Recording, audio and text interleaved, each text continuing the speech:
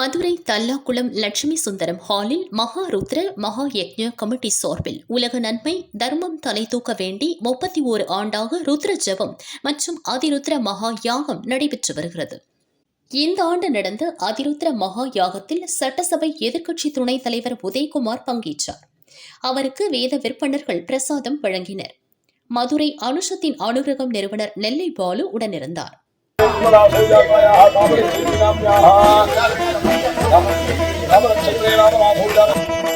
ஸ்ரீ ஆதிருத்ரா மகாயாகம் 31வது ஆண்டாக நம்முடைய டிவிஎஸ் சுந்தரம் லட்சுமி சுந்தரம் ஹாலில் ஒவ்வொரு ஆண்டும் நடைபெற்று வருகிறது. வருங்கால முதலமைச்சர் புரட்சி தமிழ் ஐயா எடப்பாடியார் அவர்களுடைய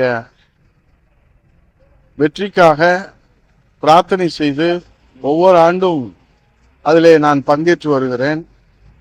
நம்முடைய நெல்லை பாலு இன்றைக்கு அதற்கான ஒருங்கிணைப்பு பணிகளை மிக நேர்த்தியாக செய்திருக்கின்றார்கள். அவர்களுக்கும் இதில் பங்கேற்றிருக்கிற அனைத்து சான்றோர்களுக்கும் ஆன்மீக பெரியோர்களுக்கும் நன்றியை தெரிவித்துக் கொண்டு